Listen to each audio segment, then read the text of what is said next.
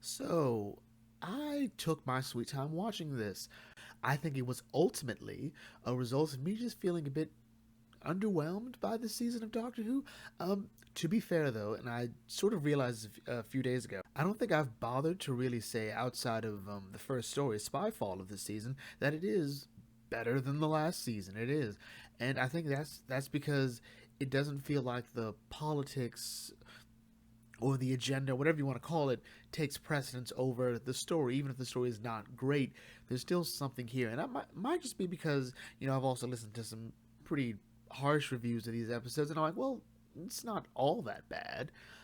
The problem is, with looking at the numbers and seeing how they've declined, I think it's just sort of a result of the damage being done. A good example would be, say, the DC cinematic universe.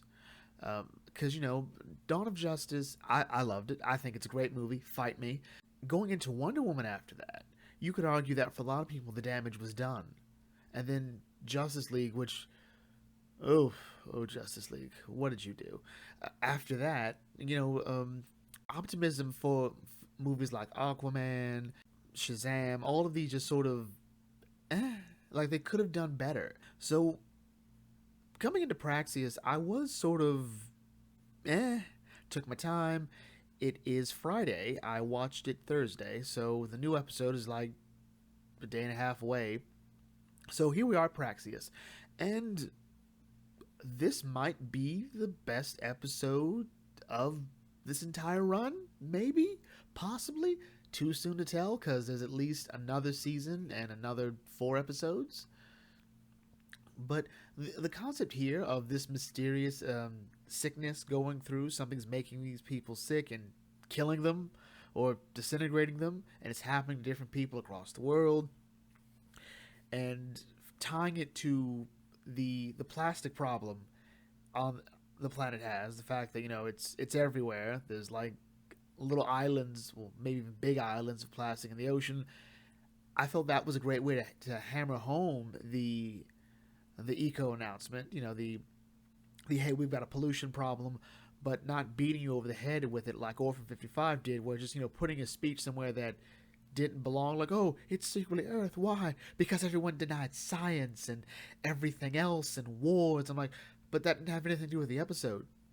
Like, the pollution thing here ties into it, but at the same time, it does sort of fall apart. But the beginning of this episode actually threw me for a bit because it took its time, established these characters. They don't really matter, but it was, you could sort of see how you could like them, whether it be Adam or I forgot the other girl who's traveling.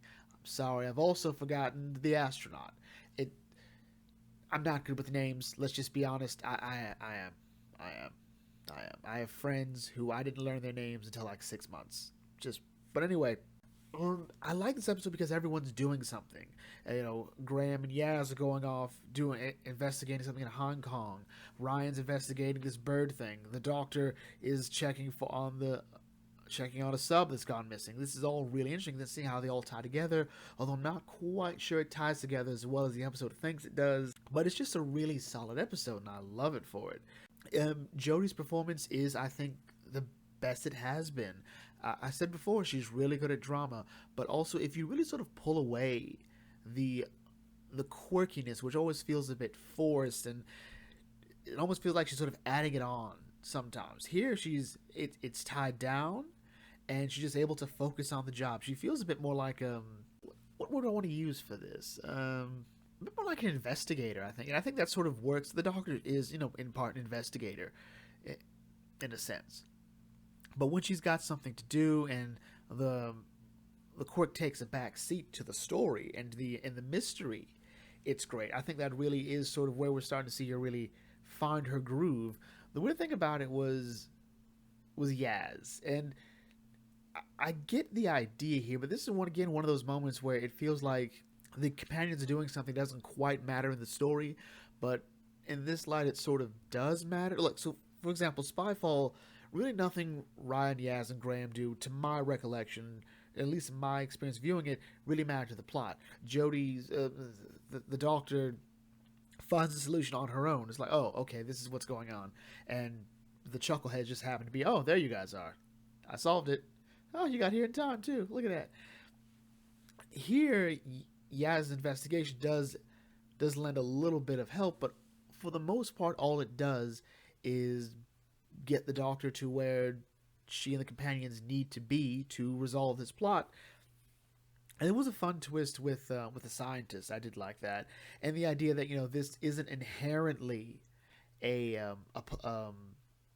pollution problem. This is okay. Praxeus was a disease on another planet, so you sent scientists to other planets to infect other people. I think that's something that's sort of like tried to gloss over because they have to find a cure. And the only way to find the cure would ultimately be to get people sick.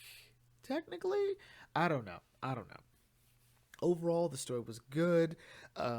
Graham once again takes a grandfatherly approach, sort of a life coach role for the special character of the day, Adam, and his relationship with the astronaut. I really do, spoiler, I really do think that Adam should have died. Not because I wanted him dead, but because if the Doctor keeps saving people, it sort of raises questions why the Doctor doesn't save everyone, especially this one, because why didn't the Doctor save Adric? And that was an issue that came up. Well, I thought, the answer's obvious. The Doctor didn't know how to do it. The Fifth Doctor at the time did not know how to make such a quick and precise maneuver to save someone. Couldn't do it for Adric. This Doctor, the 14th? No, the 13th Doctor, could. She's learned how by now. Like all this time, it's been at least 6 to 7 incarnations since the Fifth Doctor, so she learns about the TARDIS more. The same thing, we saw that in Time Crash. That special maneuver that the 10th Doctor did was something the Fifth Doctor couldn't do because he hadn't learned it yet. So, that's not the biggest issue of canon. It's just a sort of a blip on the radar that if you take a step back and think about it, it explains itself. Overall, this was a fun episode. I loved the mystery. I loved it when people died in this because they just sort of like exploded and the disease was like, it had its really cool growths on them. Oh, loved it.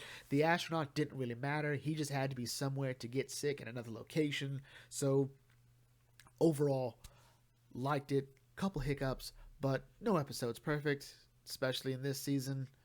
Well, or last season. Who wrote this? I need to find out who wrote this. Pete McTighe.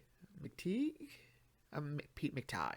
I'm wondering if Pete's written anything else for Doctor Who. I hope he writes a bit more, or at least if he's written anything else for Doctor Who, clearly hasn't been as good as this, and I'm hoping he'll do more. Anyway, with that in mind, we'll bring this video to a close here. If you're new to the Debug Think Tank, feel free to like, comment, share, subscribe.